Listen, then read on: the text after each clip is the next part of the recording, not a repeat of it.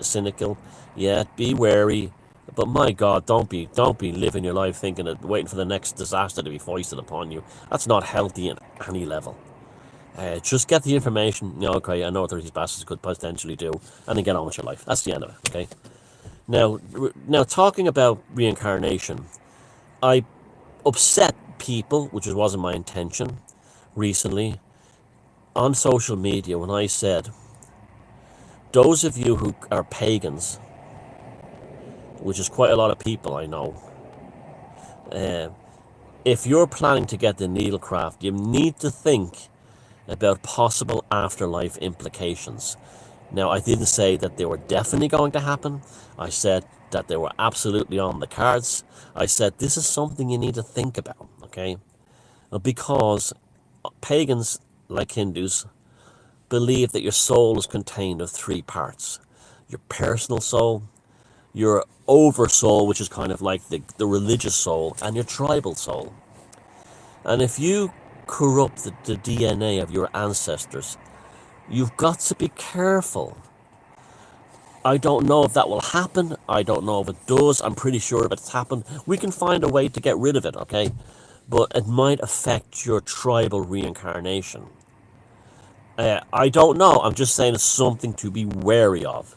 I'm not saying people are damned or anything like that. But yeah, some people, some people got really rattled when I said that. I'm sorry, that wasn't my intention. I don't know what to do. I'm just telling you what paganism is. No, I'm not telling you what it isn't. If you think if that's not true because you're picking, you're picking and choosing paganism as you feel it should be. Well, okay, fair enough. Do that. You'll be the rabbi at the blot, but that's what it is. You're either pagan or you're not. I mean, that's not. We're not. I don't mean it in a kind of like a damnation sense. I'm just saying I didn't make those rules up. This is why they have specific rights regarding bloodlines. This is why they have. This is where these specific rights regarding bloodlines, hereditary, and things like how families, like one family would be would be inclined to become blacksmiths. Hence, why Smith is the most common name in the West. It's hierro in Spanish, I think, and it's in a Smythe, Smiths. It appears all over. They were blacksmiths. Baker. It was about bakers, backer in the Nordic world. Cooper made barrels. The family had a tradition, brewer, and these names come from the trades that these families generally worked in, and that was because they carried their their their soul tribe, their intergenerational crafts through them, and that's why certain families could only be druids and certain families could only be kings. You had it all over the pagan systems, the thralls, the jarls, and this whole thing, and the carls, where you have the situations in the Celtic world where you have the cumhalls and the mugs, just like you have the different castes in Hinduism.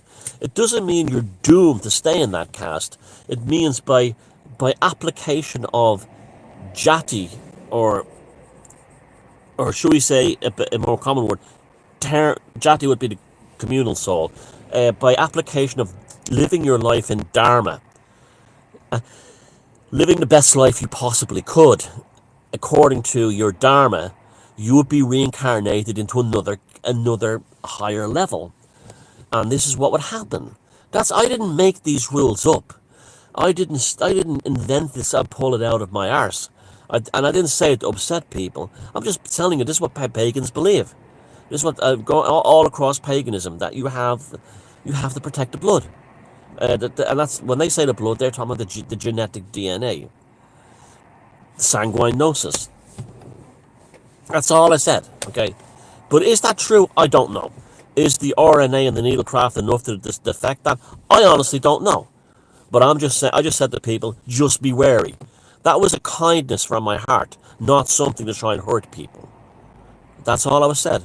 If you took it to the extreme, that's your problem, not mine. But I am not rewriting paganism.